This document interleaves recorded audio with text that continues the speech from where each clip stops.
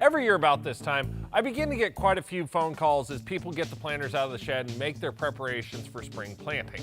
One of the most common subjects that those phone calls are placed on is the subject of the starter fertilizer program.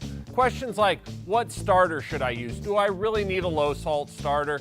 What rate should I be looking at? What placement method is right for me? All of those questions come to head as we prepare and make our final preparations for the spring planting season. And today I wanted to try to address a few of those. I'm Keith Byerly, Precision Ag Manager at Central Valley Ag, and this is your agronomy focus that corresponds with my article on the CVA blog site. So when it comes down to what program is the right program, there are literally so many variables that it would take a good amount of time to address all those. So today I want to try to simplify it while still hitting the high points of that program. So let's start with the historical aspect. The 2x2 band that I've got here on this planter next to me. The 2x2 was considered the Cadillac program for several years because it did a great job of placing our starter fertilizer right there in a band in good proximity where our seed was going to find it early in the season. In all reality though, this isn't really a starter application so much as it's more like a strip till application. It's all about the placement of the nutrient and where it goes. These programs were very common, the 2x2s, when we were placing most of our phosphorus needs out there in a liquid form like 1034-0 instead of doing a top dress application of 1152-0 or micro essentials out there to meet our phosphorus needs. Again, this program did a great job of placing things where it needed to go, but it's a time-consuming process. It takes a lot of time to refill the planter constantly at 15 to 20 gallons an acre, or we have to carry a lot of tanks on the machine, which raises our horsepower requirements to get the job done across one pass. So about 12 years ago, we saw the beginning of a real change to look at different places to put those starter applications on. And the one that really became popular at that time was to dribble it on the surface behind the planter.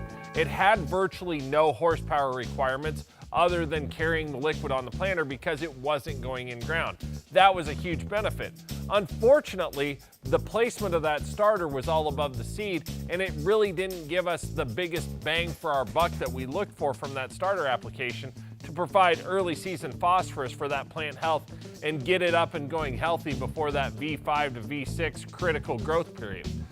So about 8 years ago, we saw a change in our starter application method, and that was to the in-furrow application. And the reason that that change was possible was because we start to see low salt starters be more available for us as growers. And the low salt starter really meant that we could have a bit of safety and some confidence that we could put starter right there on top of the seed and not see it salt out.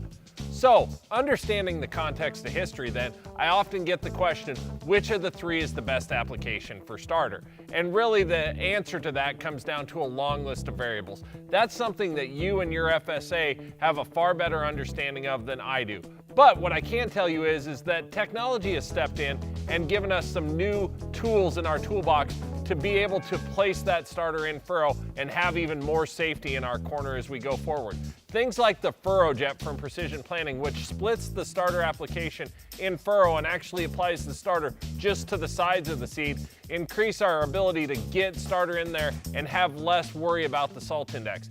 And there are things like the Dash system from 360 Yield Center that actually pulse our starter application while we're going through the field. So in theory, we could leave no starter in 1 inch right where the seed is and apply the starter in furrow, or vice versa, only apply starter right on top of the seed.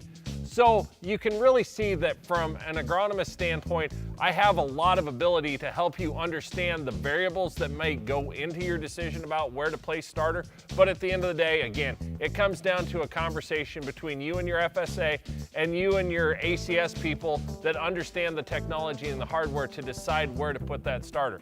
We never want to get ourselves in a situation where we might hurt our stand or our germination because of our starter choices, but at the end of the day, we need to remember that starter is out there to get the crop off to a good early start and not to meet our fertility needs for the season.